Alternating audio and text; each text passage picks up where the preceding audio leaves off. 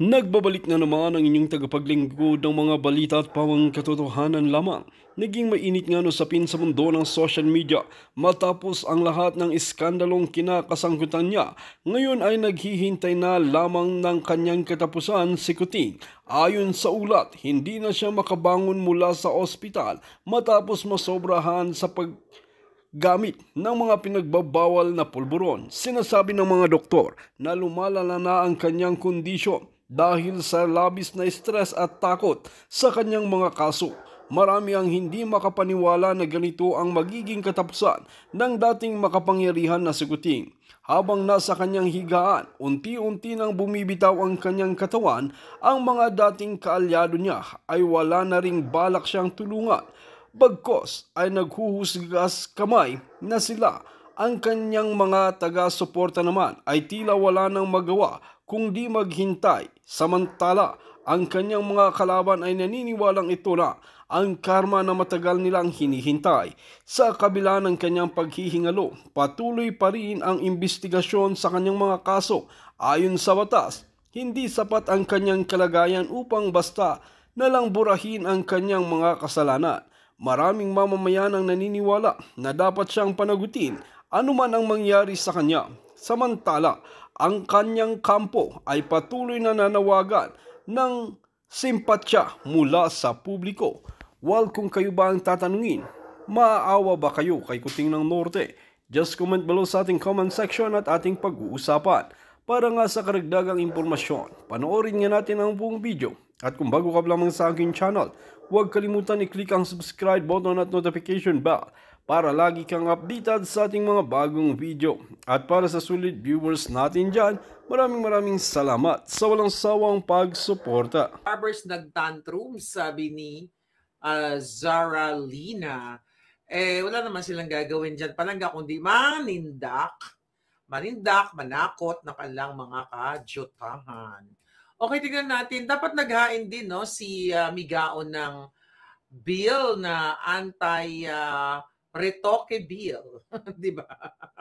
Dapat may ganon, anti-retoke bill para lahat na lang tayo organic ang ating alindog. Pero syempre no offense doon sa gustong mag-enhance, you know. Kaya lang the problem is, ang eksena kasi nito ni Migaon ay nagaganda-gandahan, hindi naman organic yung kanyang alindog.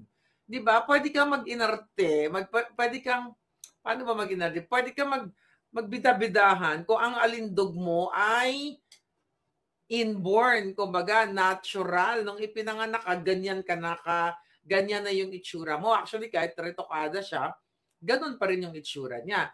No offense sa mga nagre-retoke kasi enhancement is okay. Ako wala akong anong problema.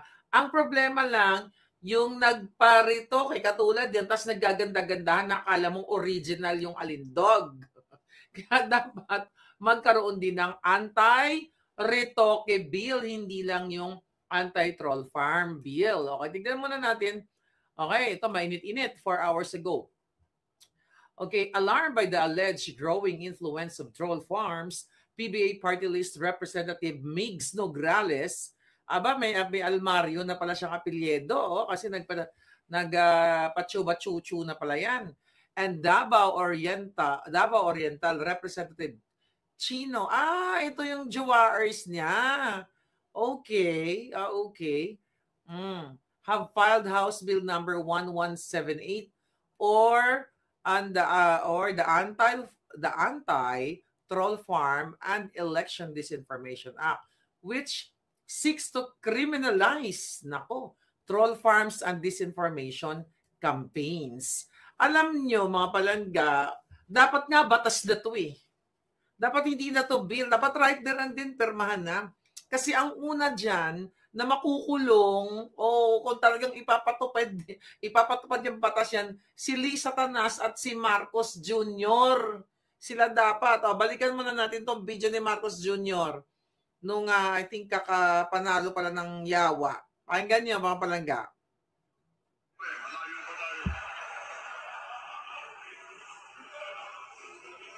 Nag-start talaga ito dahil noong 2016, nagpo-protesto tayo, wala tayong mga wala tayong makuha na oras sa ABS, wala tayong makuha sa Channel 7, wala tayong makuha sa Inquirer, wala tayong makuha sa Philstar, pinapanagpanatan tayo ng Rappler.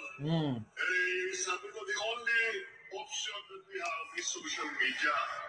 Kaya doon kami nag-concentrate. Kaya nag-hire ako ng libo-libo na troll army. Tawanan pa sila. Si Bangag Jr. mismo, inamin niya na nag-hire siya ng troll army. And I will talk about that. Tingnan mo, sabi niya kanina, sabi niya dun sa video that was, nanalo na basta, panalo na siya dyan sa video na yan, di ba? Trollbuster, December 11 sa Luneta. Sino ang nasa Luneta sa December 11? May announcement na ba? But anyway, congratulations sa mga palangga kong Cebuano. Grabe ang inyong, what do you call it? Anong tawag doon? Kayo, parang nag-marathon, di ba? Motorcycle marathon. Boses ni Bangag yun, sabi ni Zorro. Okay. Kung babalikan ninyo, sabi niya, walang pumapansin sa kanya noon. Ako lang nga, ikaw, kayo, tayo lahat nasa social media at yung mga troll farms sila. But definitely, hindi ako troll dahil may alindog ako at hindi ako nabayaran ni Bangag. So kasi ang mga troll farm binabayaran yan. So pakinggan nyo kanina yung sinabi niya, hindi siya pinapansin ng Inquirer, ng ABS, ng GMA, o di ba? Galing na rin sa bunganga niya na noon ay hindi siya pinapansin. Wala siyang binibigyan ng platform kasi nga diktador magnanakaw. Pero look at, the ABS-CBN ngayon. Ano yung nasasaktan ng mga Korean? Ano yun, palangga? Sabi sige, mag-comment ka lang, hindi ko alam. Hi, Lentido, how are you? Okay. Pati Rappler, binabanat-banatan siya ng Rappler, pero ngayon wala nang bumabanat sa kanya. Kasi halos lahat ay sinungal-ngalan na nila ng pera. Malinaw po dyan sa video o sa audio na yan, actually video yan, yung pinarinig ko sa inyo, na kung meron man, kung maging batas yung bill na yan, ang unang makukulong, okay, ang makikriminalize ay si Marcos Jr. at si Liza Tanas. Inamin niya mismo. Kaya naman during the campaign, kung saan group ako sinasali ni Liza Tanas. Kung saan group niya ako sinasali at may mga pinuno siya, mga trolls. Binanggit nga dyan yung tatlong, yung mga pok-pok, okay, na nandyan sa presidential communication na pakangkang lang ng pakangkang at nakaw ng Kaban ng Bayan. Nandyan sa presidential communications office lahat, pakangkang ng pakangkang, ang mga buwaka ng inang bumubukangkang gamit ang pera ng bayan at the same time, troll farm, troll army ni Bangag. Noon pa yan. So sabi ko nga sa inyo, ako naman, dahil supporter nila ako at kayo, hindi tayo kasali dyan sa troll farm na yan dahil hindi naman tayo binayaran ng julul na mga yan. At hindi naman tayo nagpabayad sa kanila dahil nga yung suporta natin sa kanila mga palangga ay real. Dahil akala natin, ibabangon pala ang Pilipinas. Yung pala, ibabangon nila ang smuggler at ang mga kidnapper, ang mga pulboronic, and everything else. Kung ano pa man. Ngayon, ayan, Solid Maharlika ako, you're here. Okay, Los Beminda, andyan. At marami mag-comment na kayo dyan, mga hitan. Okay. By the way, okay, December 5 niya, nimigaon final yung bill. Diba? Ano ba yung troll farm na sinasabi dyan sa bill na yan? At by the way, sino ba nagpauso ng salitang troll farm na yan? Pero ang pagkakaunawa natin dyan, mga palangga, yan ay parang mafia group. Organized group yan. Na ang kanilang intensyon o layunin sa mundo ng social media ay imanipula yung mga opinion, alright, sa social media para magpaniwala kayo katulad na lang ng ginagawa ni Liza Tanas na bumunta lang kayo, puntahan nyo lang yung, ilang beses ko na pinakita sa inyo, ang Facebook ni Liza Tanas at ni Bangag Jr. ang nagko-comment sa kanya, trolls. Troll farm. Kasi wala namang amor ang mga tao kay Liza Tanas, pati follower niya, trolls. Sino naman ang matutuwa kay Liza Tanas na addictus na katulad ng asawa niya, bangag, bartik, magnanakaw, kidnapper, smuggler, pulboronic, name it. Bago ko ituloy yung troll farm, kahapon dyan, nagbigay-bigay sila sa mga bata. Ginamit na naman ng mga batang paslit dyan sa Malacanang, nag-gift giving daw siya. Lisa Tanas, Chukchakera, Chukchakera ng PSG. Kahit tuyot na yung kipailabo mo, di ba, ang libog mo sagad hanggang buto. Palibasa, sa tingin ko ay hindi ka na-gigiyot ni bangag dahil nga kakarampot lang yung kanyang pototoy Hindi makaabot. At botomesa pa. O kaya siguro gano'n. At inaano mo, kinakarat-karat mo yung PSG niyan. But anyway, balik tayo sa mga bagets. Alright? Ginagamit, pinapaunawa ko lang po sa inyo muli na ang Bangag Jr. at si Lisa Tanas, kunwari, bait-baitan sa mga bata, gift-giving. Ano binigay nila? Candy? Kaperangkot na mga paper toy ba yun? Mga ganyan? Taliwas po ito. This is what? Hypocrisy to the highest level. Pagkukunwari dahil hanggang ngayon, umiiyak, tumatangis, si distressed mother at ang kanyang dalawang anak nung inagaw o inisnatch o kinidnap ni Bangag Jr., ni Louie Locsin, ni Teddy Boy Locsin Jr. Ayan, paulit-ulit ko yan. Tiyan mo si Teddy Boy, napakaingay yan, di ba dati ng panahon dito, nagpapapatol. O bakit Teddy Boy Locsin? Bakit hindi ka pumatol ngayon? Dahil totoo na ikaw ay kasangkapan ni Lisa Marcos nung kinidnap ninyo, nung in-extract ninyo ang dalawang minor de edad sa Turkey.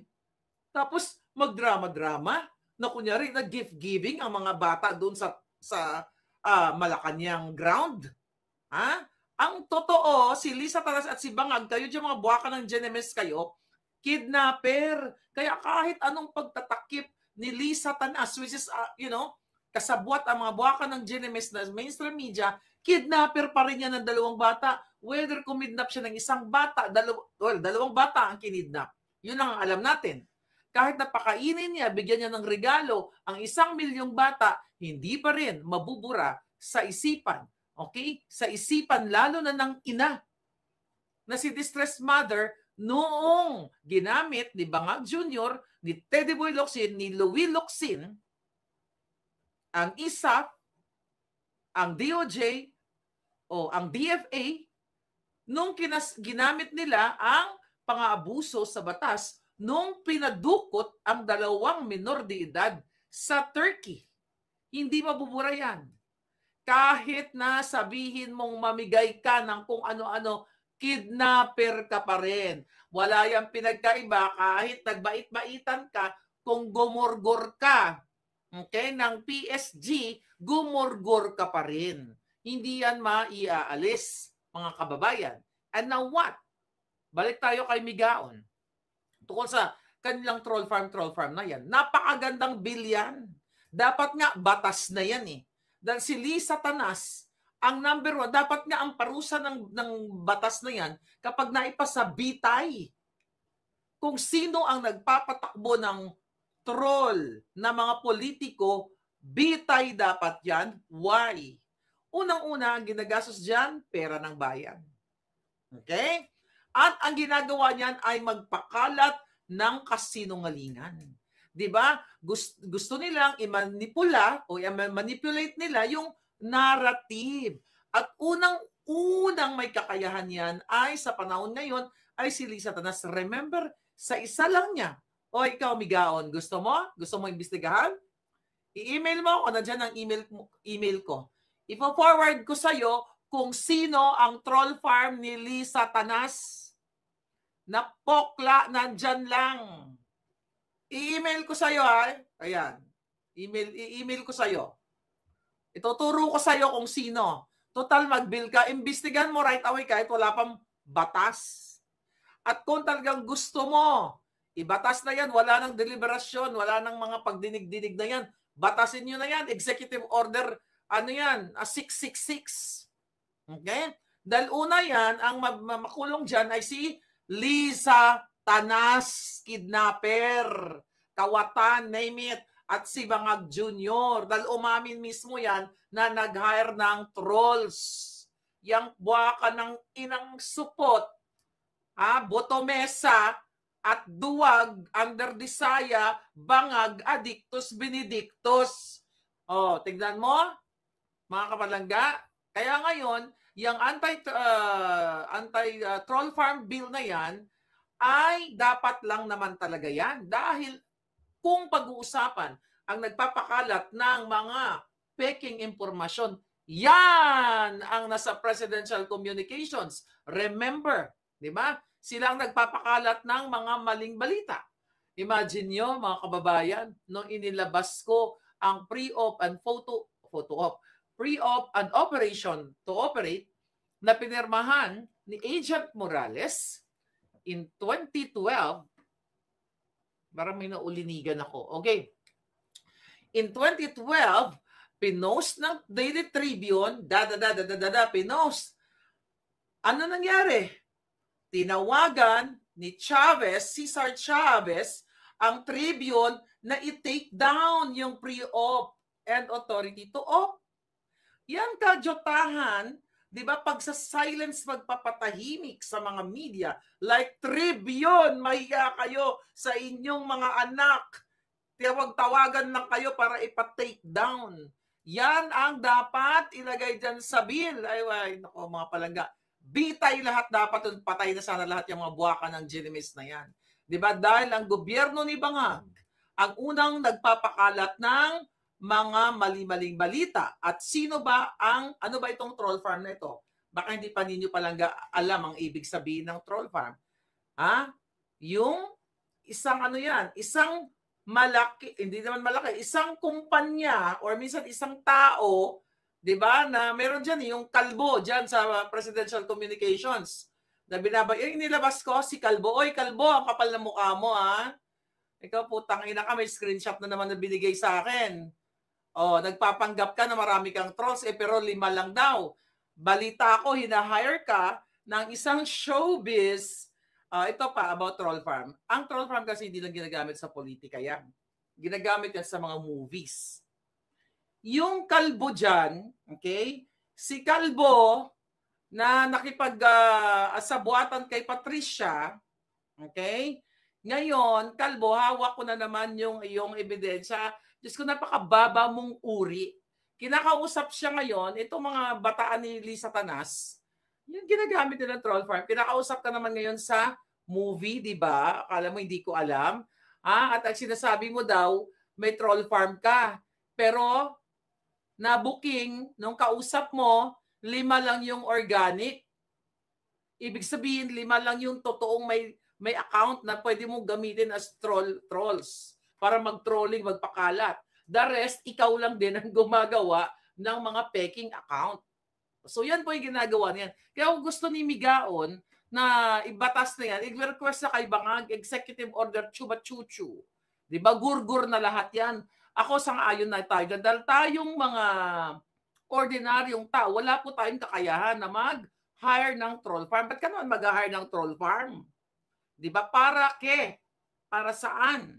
So si Lisa Tanas, pumunta lang kayo sa comment section niya, makita mo na mga peking account yung mga ginagamit. Tapos puro papuri. Diba? Yung iba, mga based sa Bangladesh, yung mga muka, kung hindi aso, pusa, ahas, kung ano-ano. Diba? Kasi para sabihin, kasi maraming purpose yung troll farm. Number 1, pag-usaping politika, para i-divide ang mga tao kung kanino maniniwala.